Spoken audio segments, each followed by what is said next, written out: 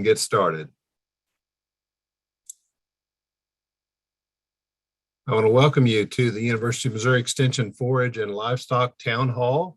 It's August the 12th, and we're well into the August Town Hall sessions. And so wanted to welcome you to this day. It's fairly warm down here in Southwest Missouri, but hopefully a cool front is coming in pretty soon. I'm your host today, Tim Schnockenberg, a field specialist in agronomy based in Stone County. And our co-host is Jill Scheidt, who is our field specialist in agronomy in Barton County.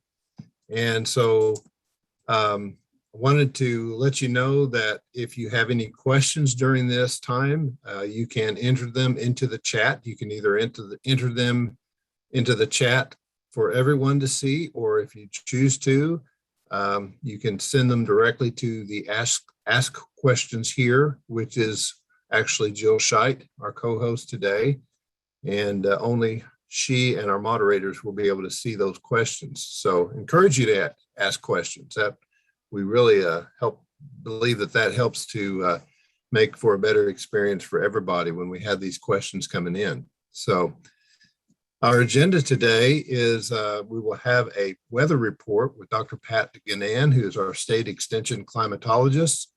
It will be a pre-recorded report because he had a conflict today, but just this morning, about an hour or so before this program, he did record this, so it's pretty fresh.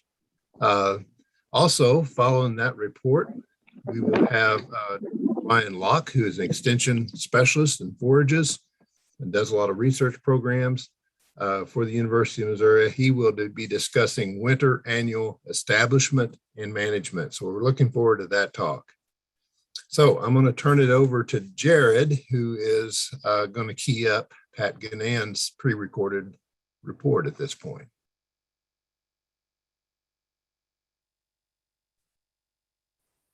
Well, good afternoon, everyone. I'll get right into the weather report for this week.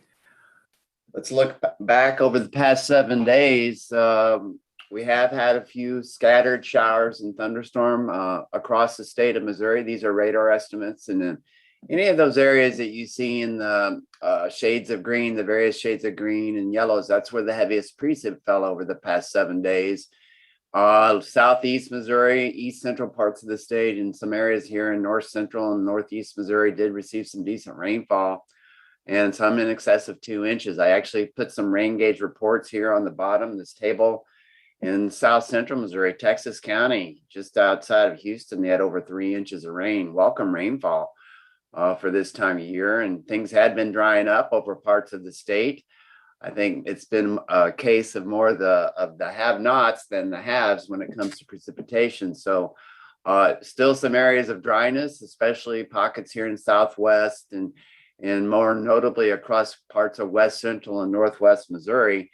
And that I'll share with the next slide, just to show this is the rainfall here in the top left over the past 30 days. So starting in mid-July through this morning, you can see this dry area here that's emerged over the past few weeks here in West Central and Northwestern sections, generally from around St. Joe south to Kansas City and on east to around Marshall. Even here in Columbia, over the past 27 days, we've only had about a ½ inch. And so things have been drying out.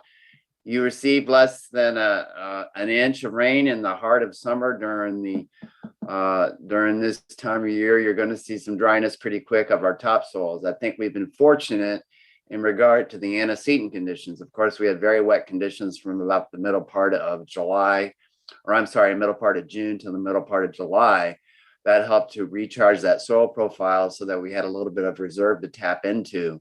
Also, the temperatures here in the upper right have been somewhat benign this summer. Very seasonable to even slightly below. We've had really no triple-digit heat. And so that's actually acted to help suppress any flash drought conditions. But nonetheless, it is dry across parts of West Central Missouri, especially in the topsoil layer. And that is indicative here in the map showing the drought monitor conditions. This area of yellow is abnormally dry. That was just introduced, that just what came out this morning, showing or reflecting those drier conditions where some areas here have received less than an inch, even some less than a half inch here in parts of Lafayette and Saline County on into Johnson County and northwestern Pettis County. Also a little bit of pocket of dryness here on the Ozarks, South Central, right around Shannon County over into Oregon. I'll nip in here a little bit of Howell County where they've actually seen some longer term dryness going back 30 to 60 days. Well, we have another hot day on tap for today. Temps have really rebounded. The past couple of days have been pretty hot. And a heat advisory is in effect for all of Missouri for today up until 8 p.m. this evening. That's reflected on this map here in the upper right. The metro areas of St. Louis and Kansas City are on a excessive heat warning where these heat indices could be approaching 110 degrees. I think for the rest of the state, they'll generally be around 100 to 105 degrees. So obviously, if you're outside, drink plenty of water, try to stay in the shade as much as you can and wear light colored clothing. We are in for a little bit of a pattern change. Currently, there is a cold front. I would say actually a stationary front. It's not moving much, but it's on the Iowa-Missouri border. That is forecast to start making its progress into our state later this afternoon and tonight and Friday. And the thinking is there actually could be an outbreak of some severe or strong to severe thunderstorms, especially across northern Missouri, as that front starts to make its southward movement. We have a lot of instability in the atmosphere this afternoon with these high temperatures and high humidities. And so they're forecasting some storms to start breaking out later this afternoon. I think perhaps a line could start emerging early this evening. And the thinking is that line will move along the front as it makes its southward progression, bringing us some showers and thunderstorm chances, fairly widespread, at least according to the forecast, 50 to 60% chances as we go through the course of the day and tonight. And that will perhaps bring some more showers and thunderstorms across southern Missouri by late tonight and perhaps into Friday, as that front is still hanging out across southern Missouri for much of the day on Friday. What's really nice to look at are these temperatures over the next few days. Obviously today it will be a hot and humid one, but that is on its way out. And this is the forecast highs for today across the state here in the lower left, showing highs generally in the lower to mid 90s across the state. But look at these cooler conditions as that front moves through the state tonight and tomorrow. Only low 80s, low to mid 80s across northern and central sections. Maybe if that front sort of hangs out across northern Arkansas, southern Missouri, we could see some hotter, more humid conditions right on the Arkansas-Missouri border. But by Saturday, it looks like the entire state and Sunday, a really nice weekend shaping up with highs generally in the low to mid 80s. That is below normal for this time of year, and as well as lower humidity. So that will be welcome to have this really nice weekend that looks like it's on tap for all of Missouri. This is a forecast of precipitation over the next 3 days. And you can see generally, this is a very general map. So, take it with a grain of salt. Some areas will see more, some will receive less, depending on whether those storms fire up. And obviously, if you're underneath one of the heaviest storms during its highest intensity, you're going to get more rainfall. Nonetheless, they're generally indicating anywhere from about a half to 1 inch over the next few days. Again, our best chances will be tonight or this evening, tonight, and on into tomorrow. And so as that front moves to the state tonight and tomorrow. And then this is the forecast for next week. It does indicate perhaps a return to more above normal temperatures, especially across the upper Midwest. The darker the shades of colors, the higher confidence that forecasters have that this will verify. Missouri looks like it's all in a various shade of red, so it does look like perhaps some warmer conditions on tap for next week that would put highs back into the upper 80s, perhaps lower 90s. But look over here on the right. It does look like to be perhaps more of an unsettled pattern, perhaps setting up by midweek next week. I do note that there are cooler conditions here, warm here. There's probably a frontal boundary that's going to bring some instability and perhaps some chances of showers and thunderstorms. These higher likelihoods of above normal precip here in the southeastern U.S. is complements of the tropical system Fred, which is currently in the Caribbean. That is forecast to start making its northwestward progression, and it could bring some heavier tropical activity. And, you know, all bets are off on what a tropical system will do when it comes to its track. So that is something to keep an eye on, because obviously perhaps southeastern Missouri could be influenced by the remnants of that tropical system as we go into early next week. That's pretty much a weather report. I'll hand it back over to you. Thank you so much. Have a great day. Okay, very good. We've had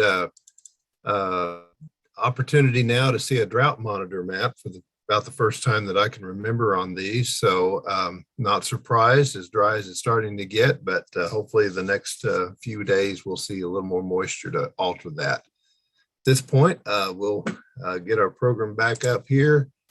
Let's see. All right. And I'm going to turn the program over to Ryan Locke. He's going to talk about winter annual establishment and management.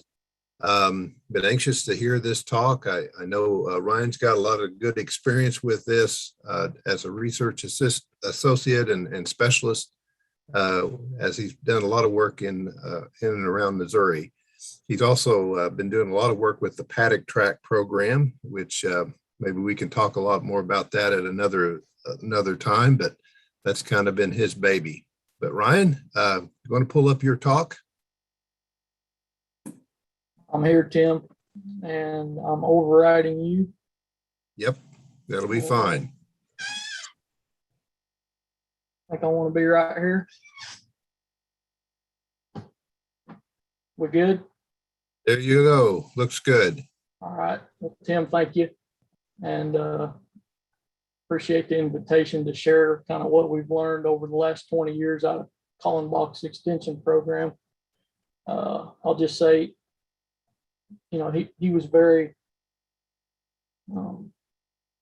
direct and adamant to go out and kind of survey people and understand the kind of needs that they were having. And it all came back to extending the grazing season and lowering winter feed costs. And that kind of ties in with these small grains. So we're going to talk about winter annual forages for grazing. The same kind of application can be implemented for, you know, mechanical harvest if you're into silage or hay making. And the primary focus today is on grasses. I don't have a lot of slides, and we can get through them pretty quick. If people have questions about some of the brassicas or legumes, we can certainly talk about those as well. So the main points I want to speak about are why we would use winter annual grasses, and then I've just got a few slides on establishment, because it would be a repeat of what Dr. Jennings covered last week. And then we'll talk about the grazing management a little bit. So why would we use winter annual grasses for grazing? Well, first of all, in my opinion, they provide high quality forage or pasture, and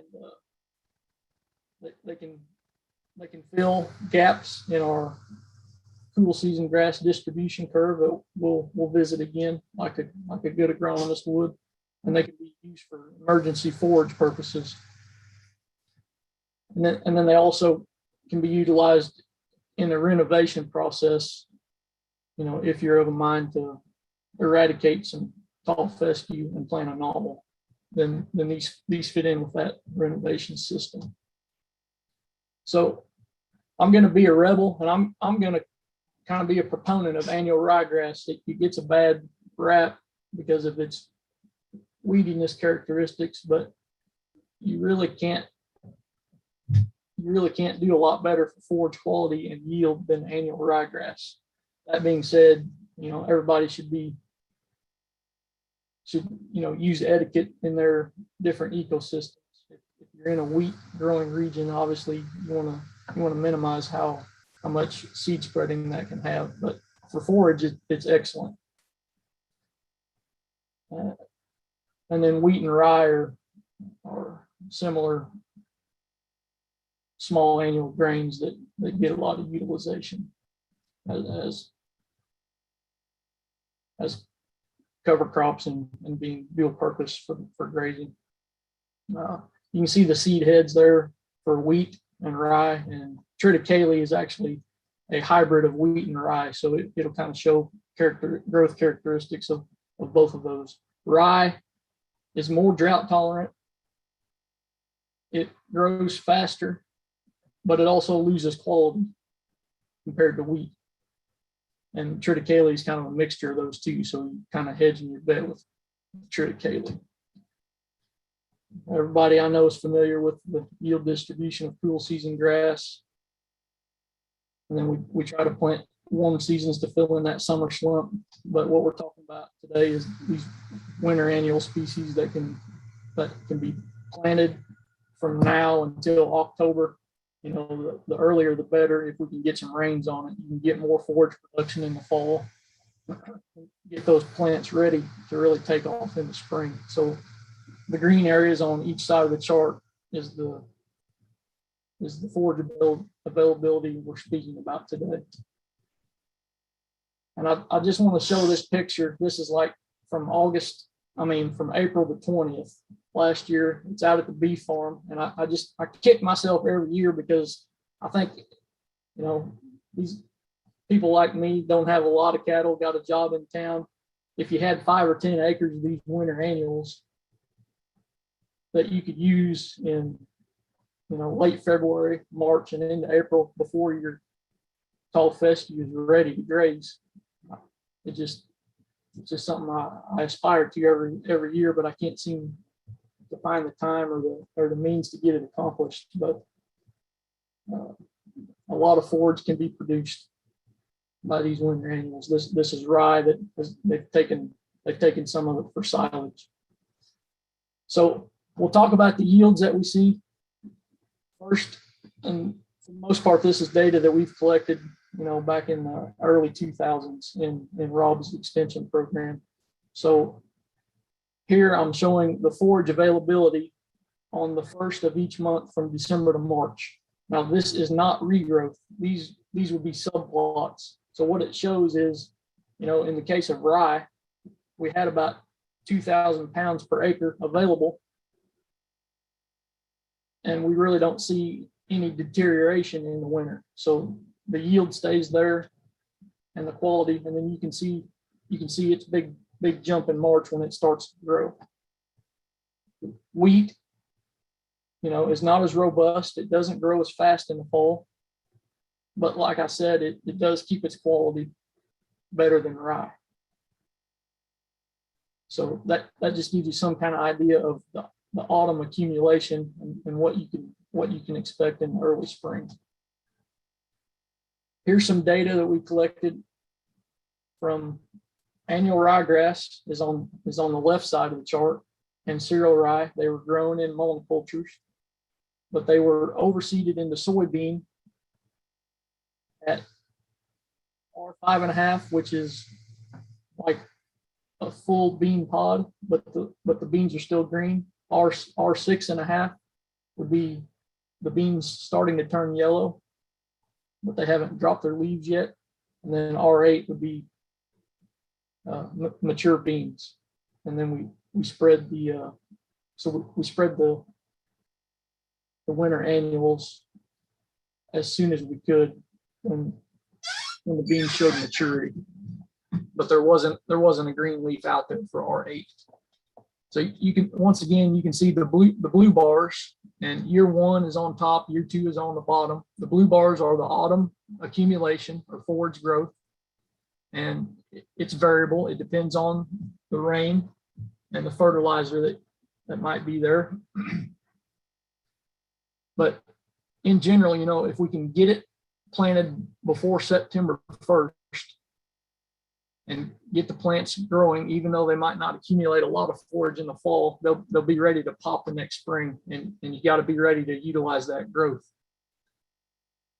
So, you know, in both years, the total season production, you know, was around 2 tons per acre, with most of that occurring in March and April. So we'll move on. This is another slide of annual ryegrass. So Barm Ultra and Marshall are the annual ryegrasses. And then we had cereal rye in as a check. And what I wanted to show you here was, the variability in cereal rye, in this case, from year 1 to year 2. We had very, very paltry production of cereal rye, and the ryegrass did better in year 1. In year 2, it was opposite. So, I guess what I'm trying to emphasize is, in general, these things are pretty easy to establish, but there can be years when you don't get a lot of production. I'll skip the slide here. So it brings me to my next slide, where we mixed annual ryegrass with cereal rye as kind of a hedge and not put all your chickens in one basket. So what the main thing I want to show is the top lines on each graph are open pastures. We actually did this study in a silvopasture system compared to an open pasture system, but I think in most people's case, we're going to be concerned with open pastures. So this is the forage accumulation from mid-March through mid-June for ryegrass, for annual ryegrass and cereal rye in a mixture. And I think we planted like 85 pounds of rye and 25 pounds of cereal. 85 pounds of cereal rye, 25 pounds of annual ryegrass in a mixture. That was the seeding rate. And it produced about 5,500 pounds per acre in year 1 and a little over 6,000 pounds per acre in year 2. My units are kilograms per hectare here, so we got to multiply those values times 0.9. But pretty decent forage production and excellent quality.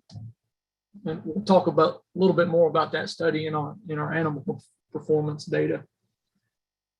So I want to talk about the quality, and the quality of these forages is excellent.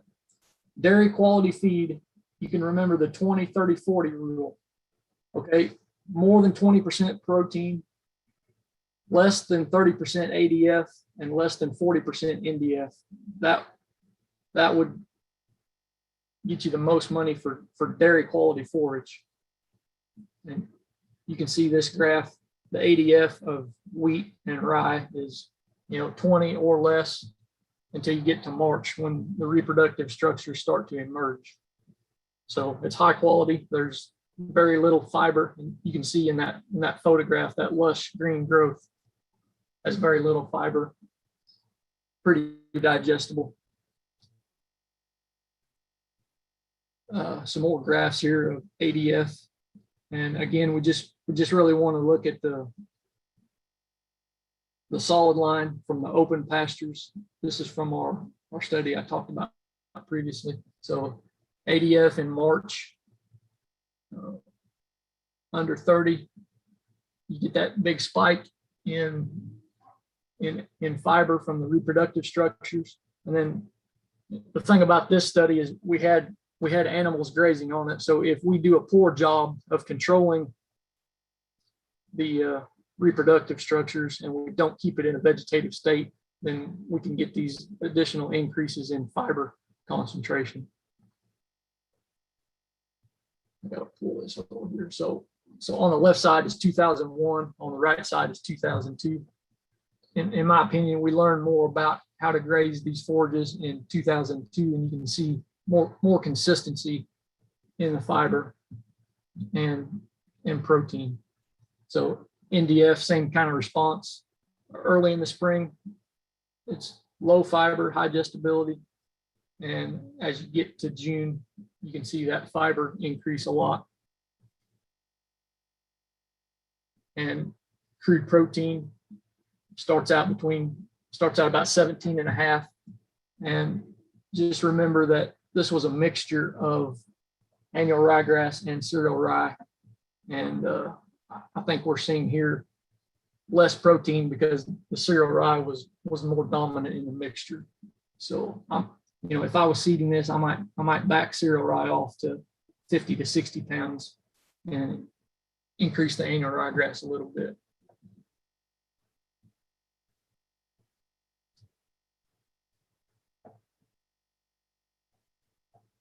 Okay, here's a picture of Marshall annual ryegrass, and I believe this was in January. The top looks kind of browned off from the frost, but when you dig down inside, it's green forage and great feed.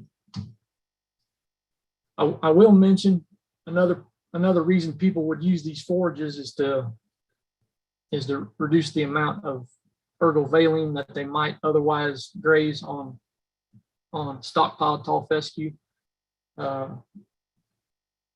This data shows, and this isn't Missouri data, but we've collected the same kind of data. We can see a large thrust of toxin in the fall, especially under drought situations. And even though during the winter the ergovaline degrades, depending on how much is there to begin with, we could still have toxicity problems in February and March if there was a lot there in the fall to begin with. And obviously we don't have that problem with wheat, rye, or annual ryegrass. And this is our data that we collected at Mount Vernon. You can see that degradation in ergovaline from 300 to under 100 parts per billion. The pink line shows kind of the typical hay values that animals would receive from fescue hay. And again, the 300 part per billion starting value, I've seen those be as high as 1,000 or 1,500. So I don't think we would really get a detoxification by February and March if we started out at that high of a rate. Okay, establishment. I've just got a couple slides because I think Dr. Jennings covered that pretty well last week, and it's going to be the same. In the pictures here, you want a good firm seed bed. You can clean till it, but you want to cultipack it, and you don't want to plant these seeds too deep. So quarter to a half an inch, a quarter inch for ryegrass. I guess you could get a half an inch if you needed to on the wheat and the rye, but a quarter should be fine for those two. No till obviously is preferred method if your ground is acceptable for it, and you would want to spray out what's there, in my opinion. We'll talk more about kind of fortifying your forage base in the fall if you've got a weak stand, or if there's if you're in a bad drought and you want to try to drill in some wheat or rye. In my opinion, the fescue will probably come out of drought and outgrow those small grains. The bottom left shows how you can manage annual ryegrass to reseed itself.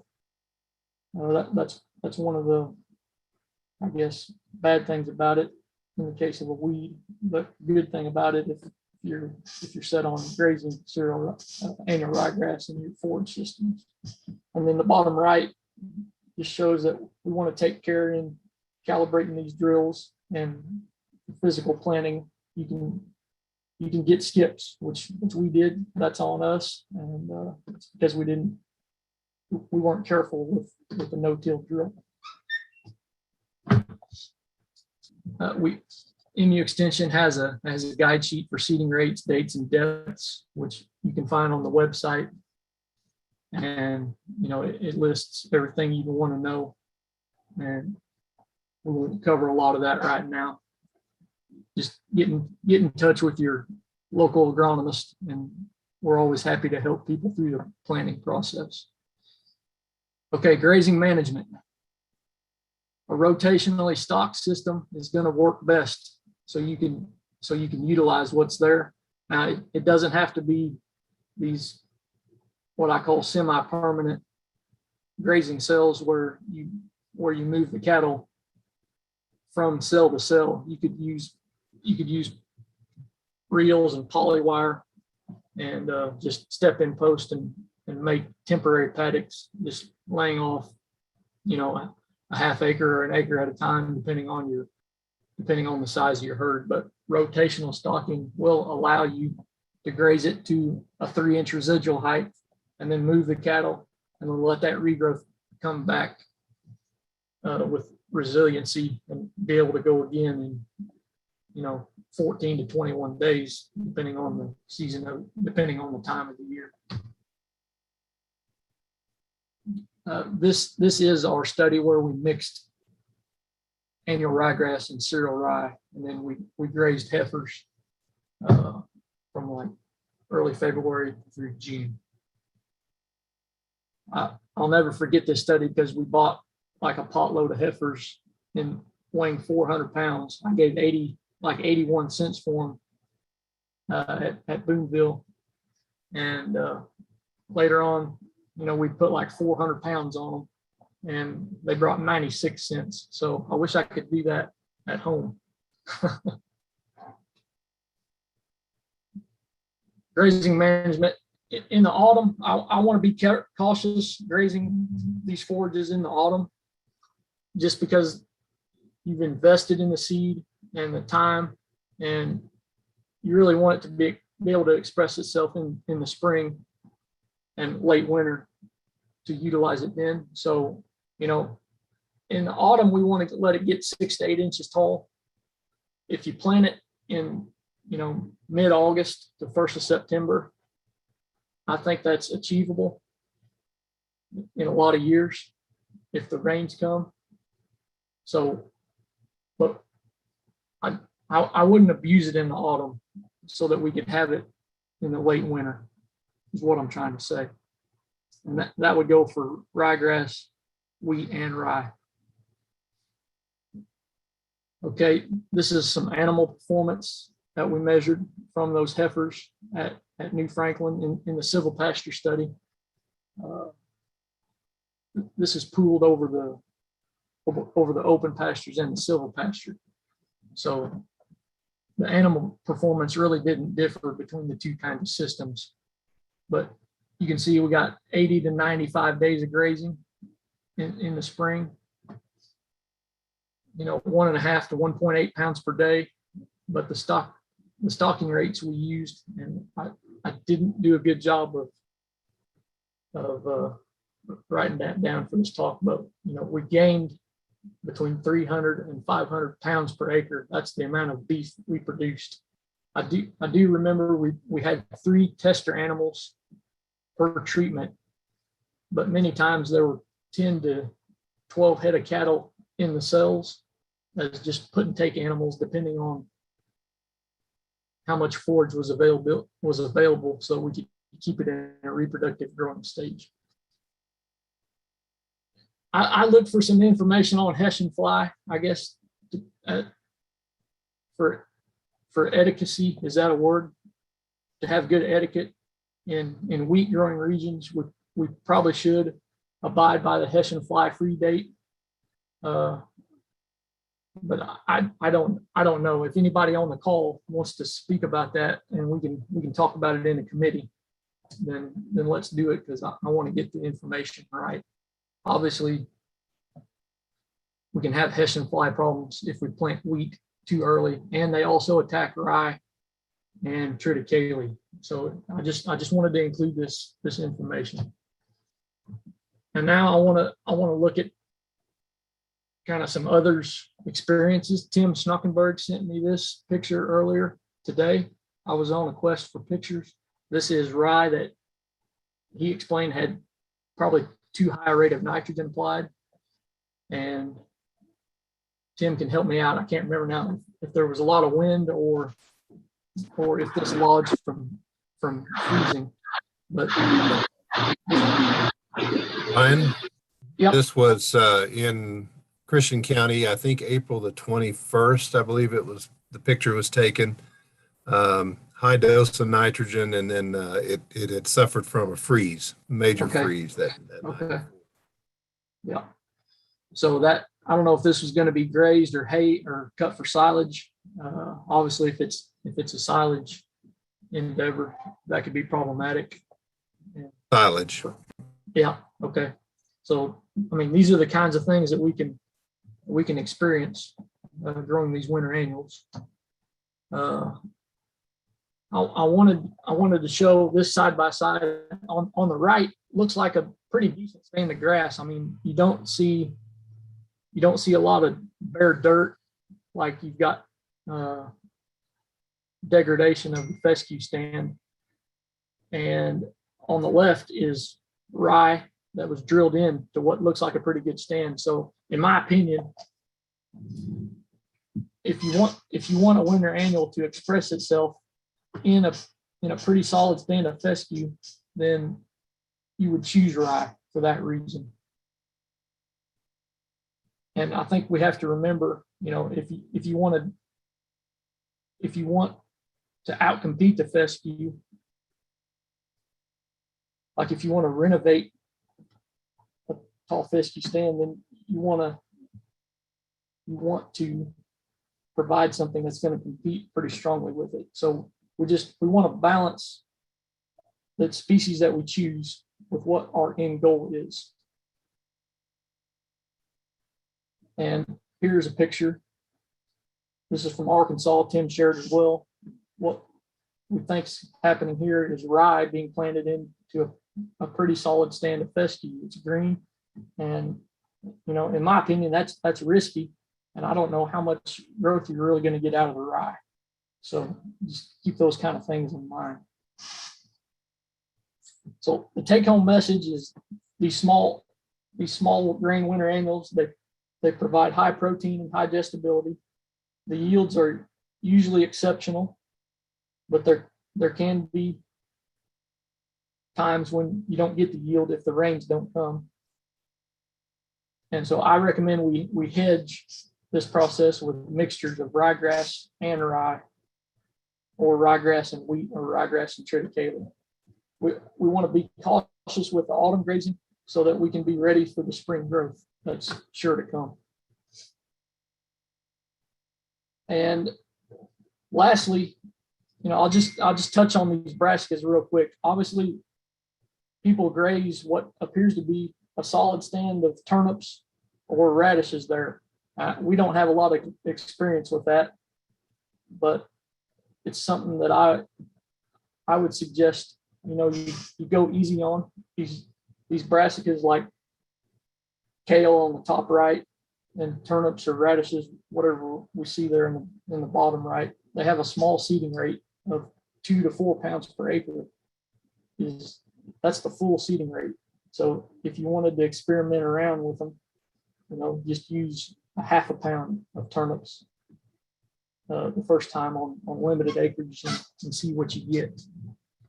But what I read is that you have to be careful with bloat problems, because these things are like 30 to 35% protein.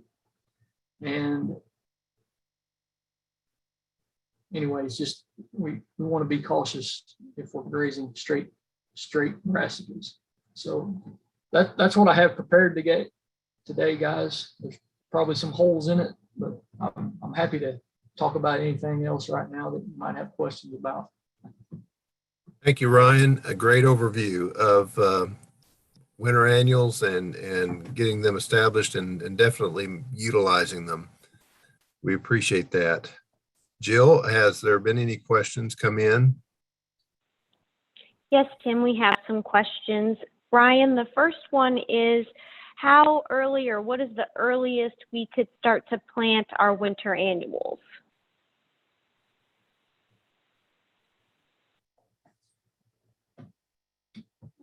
Yeah, I mean, typically August 15th is kind of the date we shoot for. Now, at home here, I've planted annual ryegrass on like May the 1st and got what I thought was pretty decent production. But that's just, you've got I think there's a vernalization problem So to get them to express themselves to the fullest extent in March, April, and May, then they need to go through an overwintering period. But you can plant them in May and not get quite as much. Does that make sense?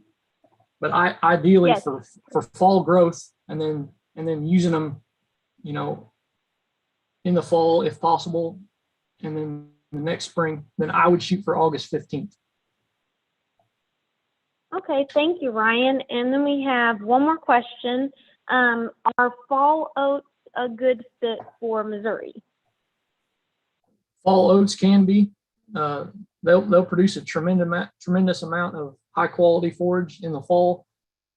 They almost never overwinter, so you won't have green forage next spring.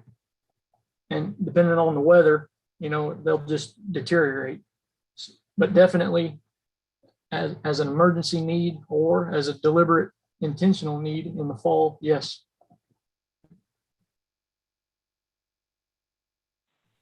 Thanks, Ryan. Oh, and I have one more question came in. If someone wanted to thicken a stand of fescue by drilling orchard grass and fescue, would there also be a benefit to planting wheat or rye?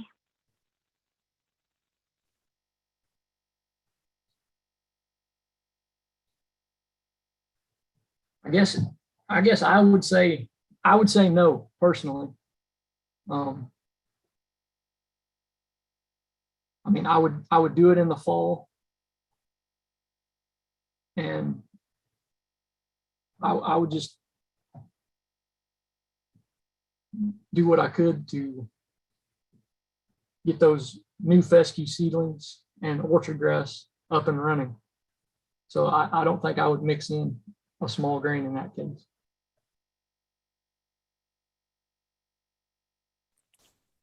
Very Okay. good. Are there any Thank other you, questions? Ryan. I I think don't ahead, see people, any Ryan. other questions.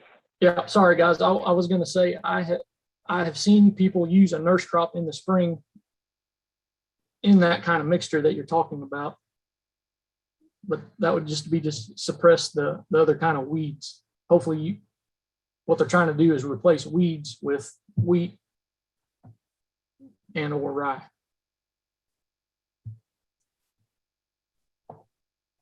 Very good. If there's no other questions, we'll wrap things up. If Ryan, would you shut down your screen, and then I'm going to pull mine back up real quick. There we go. And we appreciate your help today. It's very, very useful information, very timely information. Do want to encourage you as participants to check out the YouTube channel at MUIPM, and you will be able to find the recordings of past YouTube recordings of this town hall. There's also an opportunity to watch it live on the MUIPM YouTube channel. So those are other options. Also, we do have some upcoming town halls. The next one will be August the 19th, a week from today at 12 noon. Kind of along the same vein of what we've been discussing this week, will be grazing cover crops with beef cattle. Some of the Nebraska experiences will be shared by Dr. Mary Dranowski, and anxious to hear her take on this, because we know cover crops are becoming more and more common and popular, and we thought it would be a very appropriate topic for next week. There will be another session right after that, a week later, and then on September 9, we will have another session, and then from that point on, there will be monthly town halls, at least for the winter months, so fall and winter months. So did want you to be aware of that. One other thing I might mention is that in this part of the state here in Southwest Missouri, there's a lot of armyworms that are hitting a lot of the forage crops. And I would encourage you to be watching your fields for armyworm damage. Jill Scheid had discussed this recently as well, but seems to be hitting pretty hard. We've seen cases of it in alfalfa. We've seen it in teff, crabgrass, millet, sorghum Sudan grass. And we've seen some cases where there's been a little bit of fescue damage as well. So I want you to be aware of that. And if you have questions about how to handle that situation, contact your local field specialist in agronomy. So thank you very much. Hope you have a great day. Thanks for joining us.